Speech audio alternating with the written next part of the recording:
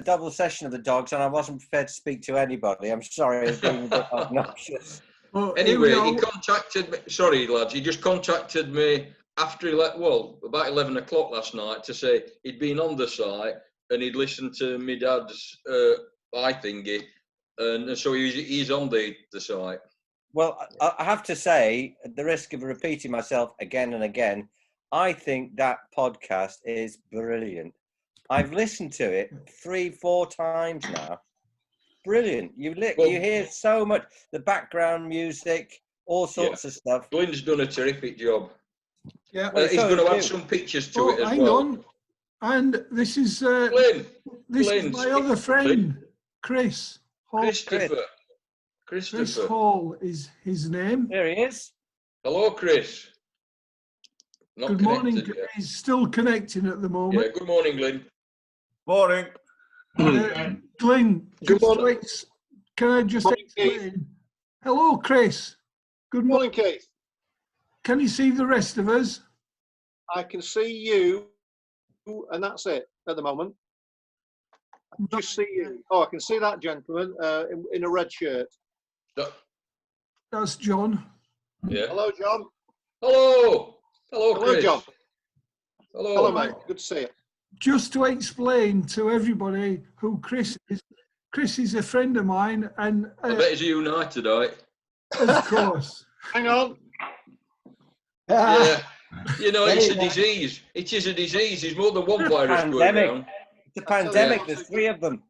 Yeah. It's a good virus. Right. Just to explain who Chris is, Chris, as I say, he's a friend of mine. But he's an avid cricket fan and goes to the England cricket abroad. That takes some doing, doesn't it? To South Africa this summer. So, brilliant. And he's been to the West Indies, and I'm sure he's been Jamaica. all over. No, she went of her own accord. Are you a member of the Barmy Army? I certainly am not. Oh, right. Do you suffer from depression? I know. Is that a badge of honour? I have been in the crowd with them, and they're a fantastic set. I mean, they're so cute, very intelligent people, often professional people. They're not the image that the press try to portray. Yeah, but professional people are often the worst when it comes to behaviour. I was once at Main Road in the middle of a load of professional people, and they were horrible. Yeah, well, that can anyway, happen. carry on. Okay. So I've had some fun sat with them, but I'm not a member and I've not been on holiday with them. Right. So, Chris, could you just tell us a bit about your experience in South Africa this summer, please? Well, when I look back, we're very lucky to have done it. We went to the one-day series, and obviously when we were there, the coronavirus was just nothing of any consequence. Nobody talked about it. So we did everything that we wanted to do without restrictions, saw the 3 games, came home, and that's really when it kicked in. So first and foremost, we were fortunate in our timings. And now South Africa is in the grip of a major lockdown. And I feel so much for those lovely people that we met there, very humble people, very nice people. And the townships, it must be an absolute nightmare because they're living on top of each other. Yeah, they're on top of each other. Yeah. So the lockdown, I don't know. I don't want to say things I'm not qualified to say, but I think the lockdown is massively to try to protect the townships because they're unprotectable. Yeah. But So, going Chris, back to cricket, yes, we went to. Sorry, Keith. I was going to say, what was the highlight of the tour? The highlight for me personally was not cricket. It sounds strange. With my partner Christine, we went to the top of Table Mountain in Cape Town, and obviously I had my United shirt and flag. It never stops, does it? It never stops. We had a photograph taken on the top of Table Mountain by a very helpful American lady, who I said, "There's no pressure here, but this photograph is completely vital, and may get published. So with that, she then took about 27 different photographs in order to get one that was any good. And bless her, she did it brilliantly, and it appeared in the Norwich City programme. So I was very proud of that. It was a great day and a great highlight. I got that picture on my phone somewhere, but I can't find Glenn, it. wake up. Glenn, wake up. Hello, Glenn. Morning, everyone. Good morning, everyone. You look like you're falling asleep there. Right, can I I'm just trying to get Dave Redfern because his wife contacted me earlier on to say they were looking forward to joining us at 10:30, Right. and they haven't, obviously. So carry on. Okay. I'm just going to try and contact him. I'll just introduce Chris to everybody so that he's aware who we all are. John in the red shirt, he's the leader of the gang. Right. Well done, John. What, like Calamity Jane? And he's John Longstaff MBE, so you're in Really? royalty almost. Oh, respect. Can you see? No, I wouldn't bother, Chris. No. No, Can you see any other people, Chris? Yes, there's a gentleman with a very nice looking lounge with two pictures behind him and wearing glasses. Hello, good morning. Right, My name's Chris. that's Ian. Hello, Ian. Ian Hello, actually Ian. lives in Oxford now. He used Right. to be a regular member of our group, and he debunked what bizarre reason or other. Right. Ian is fantastic. He's set up a website for us. He does so much still for us. He's a terrific guy. It's one of the few good things about the virus in that Ian's deeply involved again. Yes. Yeah. I'm death on legs. That's what he means. And he's an avid rugby fan, rugby union, and he has links to the Grand National as well. Through All right. Red rum once fell on him. his father was the leader of Liverpool Council. That's right. Well done. You Yeah. listened. Yeah. So yeah, I didn't fall asleep at that point. Who else can you see, Chris? I can see Ian and John and you, and that's the only three people I've Right. seen so far. If you scroll This is the to Holy the Trinity. if you scroll to the left, to the right, you'll see some more people. Yes, I've got Ron. I've got Ron. I've got Ian. I've got Keith. Yes. Hello, Ron. Hi, Ron. Hello. Now, Ron is our cricket expert. There's a challenge for me. There's a. I mean, I like it. I'm not saying I'm an expert. I would. You know Believe more me, than us, Ron. he's an expert. It's nice, Ron. It's nice to meet another intelligent human being today. Chris, I just want to ask you a question. How long did you have to wait to get onto the cable car to get up to the top of Table Mountain?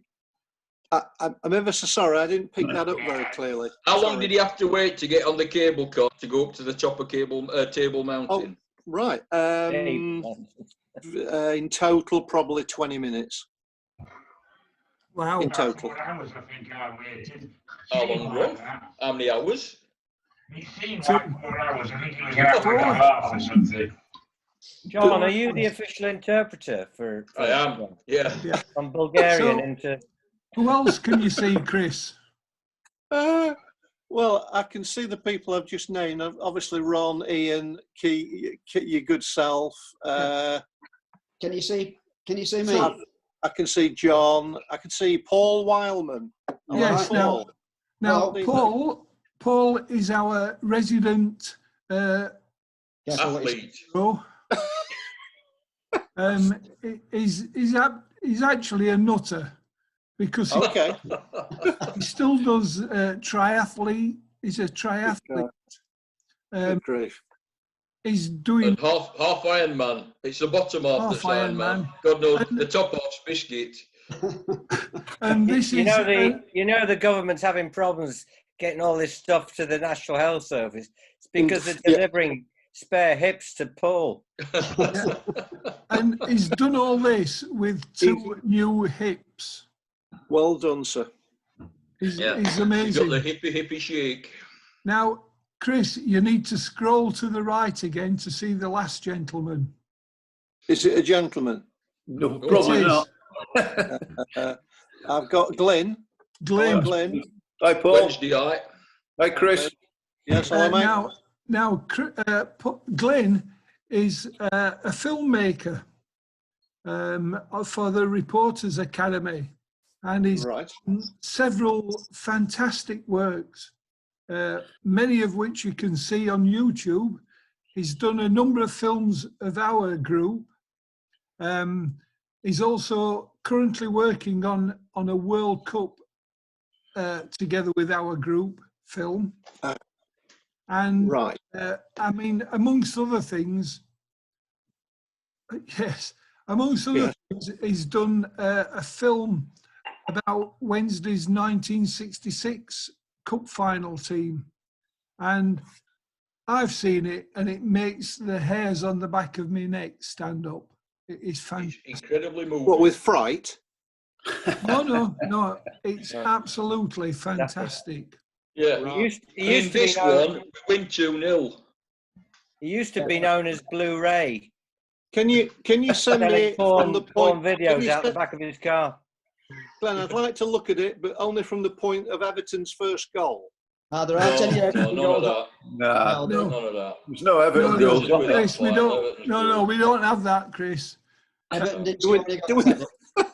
Glenn, let me just explain, please. Glenn is also a Wednesday fan, but that's Right. that's a As he's Ron, cross as he's am I. got to bear in life. That's marked his card. Okay, mate. But Glenn, We- I We'll have crosses to bear. I can't speak highly enough of Glenn, so I'm Glyn, embarrassing. Get in a higher chair then. It's terrific. You must Keith, in the post, Keith. you know those things I... Do you know, Keith, Yeah. you know those things I lent you for the World Cup then? Are they things that Glyn's using? Yes. Or may use? Oh, right. Great. Yes. Great. Yeah. And Top stuff. anything that anybody else can come up with, we're happy to get a look at. Yeah. Glyn, I know it's been difficult, but have you had any further contact with Wales High School? Or did it just sort of die a death that week? Yeah, it just died a death that week, really. I contacted them regarding the library visit and everything was on. And in fact, the library were the last to cancel. The school were still up for it and then the library cancelled, as you know. So, Yeah. but yeah, they're still really keen and to get involved in everything else. The challenge now is the Heritage Lottery funding because they've put an end date of end of May and they won't shift it despite the coronavirus. They but won't shift it. no, they won't because they said they've extended. Bureaucratic twonks. Yeah. So, but it doesn't really stop us from admin point of view. That's all it affects. I just have to get a report in by the end of May, which is fine. In terms of the film, we can, continue filming after that. So it's not a great problem. I'll say it Good, because you were good. absent at the time, Glenn, but I've told the guys the work you've done in converting to MP3 Richard's recordings of all the visiting speakers and what have you, which hopefully will go up the website this week when I get round to it. But I really appreciate you doing that. It's no problem. It's not a long job. It's what I good. would say though. Richard needs to record it in audio. He's recording video at the same time. That's what makes them really big files. Right. Oh, Richard sends his best wishes, by the way. I was speaking to him yesterday and told him we were having the meeting, and he's doing okay, and he sends his best wishes to us all. Brilliant. Right. Can you not join us? Right. Glenn, Sorry? can I ask Glenn? Hi. Glenn. Hi. I've tried very hard to ask Brenda Hodgkinson for some memories of Alan Hodgkinson's career with reference to the World Cup. And I'm sure Keith passed on the fact that she's just too old and frail for us to do it. She was ever so apologetic, so I didn't push it. And she just couldn't do it. But the dear lady is now, she's quite old and a bit frail, so she didn't really want to be able, she couldn't do it. But Alan is dear in my heart. He was a great friend of our family. Was he? Yes, he I was. met him 6 years ago, Chris, when he wrote his autobiography out. I don't know how many years that was, but he did a signing session at Telegraph and Star Building, and I took my dad, who was then in his, he'd be about 93, 94, my dad, who was a massive United fan, and Alan Hodgkinson was brilliant with him, and his wife was lovely. Yeah. Brenda, yeah. Alan and my father were lifelong friends, and through football and cricket actually, and because of that, I ended up being a very good friend of Alan and his family, and I was with him the day that he passed away. I was actually there. Yes, I was. It was very sad. That'd be very moving. Yeah. Well, I don't want to go on, but what happened was I'd been promising myself I would go and visit him, and I was in business at the time and never found the time. Hey presto, one day near Christmas, I decided I'd stop at the hospital at Coventry, and I went in, and I'd been told he was recovering a bit and he was a little bit better. So I went in sort of bubbly, and when I got there, the family were all round his bed, and I called at precisely the wrong time, which made me feel very out of things. I didn't really want to be there, but the family were lovely, his daughters were lovely, and they just put their arm around me. But it was a very very sad thing that when it occurred. Yeah. As a Wednesday, I can say he was a terrific player, terrific goalkeeper. Yes, he was. He was just a very, very good sportsman and a very nice man. Right. Glenn, would you wanting to say something? No, I was just saying that's really kind of you, Chris, to sort of follow up on that regarding Alan's family and everything, and his wife. So I do appreciate that. It is difficult, challenging. As I say, I made a few films, and it's always a challenge. Shall we say, when you're producing something that's sort of 50, 60 years old, really, and that happened a long time ago, not only in terms of memories, but also in terms of people having the confidence to speak about it as well. And it's, really, in many respects, you're delving into their personal lives, so you have to be sensitive about these things. So I do appreciate that, Chris, for chasing that up, and Keith, thanks very much for that. No, not at all. And she sends her best wishes to everyone involved in doing what they're doing. Good. But it was a little bit. It's probably 5 or 6 years too late for her to do it. Yeah. What a picture. Would any of the children do it? Hello, Chris. Would any of the children? Have you got children? Yes, and originally Brenda was going to ask one of her daughters around, but at that time when Alan was involved in the era that you want, to talk about, they weren't old enough really to have memory. No. So if you met them, they'd say they'd say things, but it wouldn't probably be helpful to what you're trying to achieve. Yeah. So I at that point sort of gently backed away. Yeah, Understandable. Okay, can we go back to the cricket then, Chris? Yes. And can you? We're going to have to break in 5 minutes or so. Okay. So can you briefly and rejoin? And then rejoin using the second link I've sent you all. Oh, okay, mate. Yeah, I'll try. As far as the cricket's concerned, do you want me to just say very, very briefly what I saw or what I thought was good or bad? Yes, please. Yeah. Right. Well, we went to watch the 3 one-day internationals. I've never done that before. I've been to see England play, but I've never followed a series. I've just been to one venue. So this was quite a strange thing, or a pleasant thing to do. So the first match was at Cape Town, which I don't know whether any of the group have been to Cape Town, but it is an amazing ground in the shadow of Table Mountain, and you spend the first few minutes missing what's happening on the field because you can't help. You just keep looking at Table Mountain for a few minutes. Is that Newlands? That's Newlands, yes, on the outskirts of the city. Absolutely magnificent place. England played very ordinarily and were well beaten, but we had a great day. The second match, we then flew to Durban in red hot conditions during a drought. Got there, and the following day when the match was on, it rained. And it kept raining, and the game lasted 9 overs. So I could have done that by staying in Sheffield or Manchester. So we didn't actually see much. But before the game, I managed to go down to the ground to see some net practice, and I met several of the England players, including Joe Root, who is his father and I played against each other, so I know Joe. And he was so gracious. He's such a nice man. Yeah. And, he signed something for me for actually Tony Curry, who was busy fundraising. And Joe very kindly signed Here we go again. England World Cup shirt. And I know that Tony's using that to raise money. So Joe was a pleasure to see. But the game was obviously not much of a spectacle. The last game in Johannesburg was absolutely fantastic. What a ground. I was just amazed at the ground. There were 28,000 there.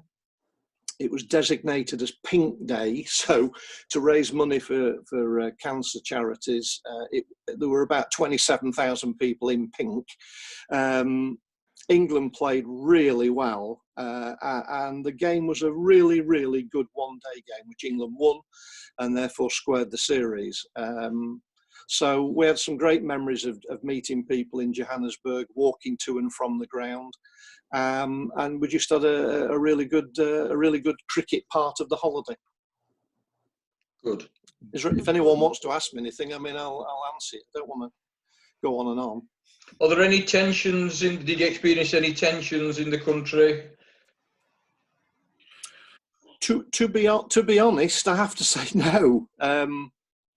No, I didn't. Obviously, a lot of the places we went were probably tourist places. But having said that, we were only greeted and met and with the most lovely services or comments, and going to and from the grounds, no issues, no safety issues. We were careful, but nothing. We had the three grounds. We had 3 very good experiences. Good. Right, Chris, you've been a cricket expert. Well, could you tell us who your 3 favourite cricketers are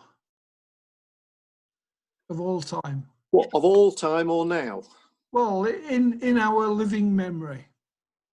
Wow. Like 2 weeks. Do you want to think about that and tell us the top player? The top player, you're asking me on the top of my head, and I could probably answer it differently every day, but the top player is Sobers, Sir Gary.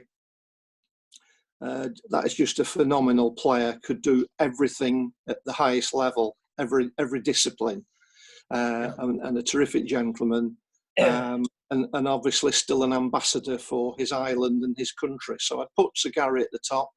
My hero was Ian Botham. Always will be.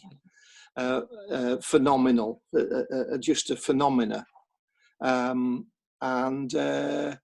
through purely, I'd have to say Derek Randall, because Derek is from my club and my dad was his coach and manager. Where are you from, Chris?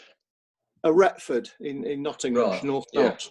Yeah. So I'd say Derek, not only because he was, again, a force of nature and a brilliant player, but he was from, he was from where I play. So I've known Derek all my life, still see him periodically. And in my dad's great cricket career, and my dad had an amazing cricket career, his protege, Derek Randall, was probably his greatest single achievement. Fantastic. And with that, and I can say to you, without my father, there would be no Derek. The career wouldn't have happened. That's good, yeah. I mean, he Well, was I'd to say those fielding. 3 off the top of my head, but I could tell you 20 more. Yeah. Derek Randall was to fielding what most fielders are expected to be nowadays, wasn't he? He was an exception in his day. That is a very good comment. No one dived, no one ran in, no one did what he did. Except for Colin Cowdrey, of course. There were one or two exceptions. But Derek made fielding sexy. He made it that you wanted to watch him field. I mean, that was extraordinary. So I agree with you totally, John. And he, the funny thing was, he was doing that in our club team 2 years before anyone knew. So we knew he could do all this, but of course it was only playing league cricket.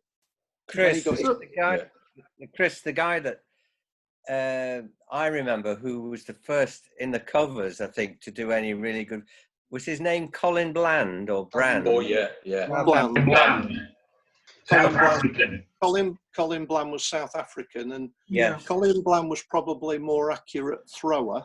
Yeah. But he wasn't as quick to the ball as Derek. So where Derek did you was he was quicker than anyone to the ball. It wasn't quite as accurate, possibly, as Bland, but they were exciting people to watch. He wasn't as quick as Jeffrey Boycott wanted him to be between the wickets, though. Was he? Hey, I was at that match. That run out didn't go down too well with the Nottinghamshire public. No. But then you know what Jeff did then, don't you? Yeah, He stuck in and got 100 and won us the game. So hey, Right. Yeah. Can I just stop things now? Glenn, is there anything that you want us to think about while we have a 5 minute or a 4 minute break? Yes, give me, Keith. Yes. Yeah. No, just my little one request this week to have a think over the next couple of weeks or so is what would be great if we could get as many as we can from the sporting memory groups. Just a photo of you in your youth, either playing sport or, you know, as a kid playing or something like that, just so we can add in the film. So have a hunt around, go in your loft, Keith, where, you know, be up there for 3 or 4 weeks. Losing, Glenn. Hang on, Glenn. Let me. Where is it? It's not you on a bearskin rug, Keith, is it? In black and white, Keith, not red and white. Oh, you get away with it. Fair dues. I reckon if Keith goes into his loft, he'll have a picture of all of us. I've got that one. You gave me that one. Brilliant. Yeah. That's amazing. I've also got another one in the crowd at that game as well, and I've got some when I won a Star Walk. So. You won a Star Walk. You won Yes. it. You won the Star Walk. No, not the Star Walk. One. Or a Star Walk. It was a 6. It was I think it was a 6 mile one. And Yeah. it was. That's not what for you kids to hire. You and 20 people with Zimmer frames, was it? Yeah. No, I did win it. I've got photographic evidence, and I think Dave Redfern's joining us now. Yeah. Yeah. I've just sent him the ID. Yeah. Yeah. So he's joined us, but we're going to bugger off in about 2 minutes. A quick break. Yeah. So, Dave, Glenn, let me just tell Dave. Right, Dave. Dave. Hello, Dave. I'll send you this one, Glenn. Cheers, Chris. That's great. Smashing. That's a good one. This is Right. Sheffield United 1975 Wow. cricket. Yeah. I'm on the back row with as much hair as I've got now because it's growing during this lockdown. They only arrived with 10 men, so I was asked to play for Sheffield United. Brilliant. So I played cricket for Sheffield United with That's Tony fantastic. Curry and Lever. It's Right. my Is all-time. that Ted great- Emsley on the bike? the back row is definitely Ted Emsley, Len Badger, Tony Curry. Yeah. Because Ted Yeah, Emsley came to speak to us and he was brilliant. Can Alan Right. Hodgkinson is right in the corner, look. Right, let me stop you Oh, now. yeah. Thanks, Chris. We've only got 1 minute 40 left. So, Dave Redfern, Yeah. Hey, Oh! we're going to have to end this Hello, Chris. meeting now. We're going to Hello, end Chris this is on. meeting now, and you're going to have to rejoin using the second link. now you've come, Dave. We're going. Half one. We need to have What is the second link? There's a second link below the first one. Is it on the same email? It's on the Yeah. same email. I've got the number here if you want. Anyway, look, we're going to have to. Oh, can you tell Dave what it is, Keith? Because he doesn't know. I'll ring him in between time. Right. Okay.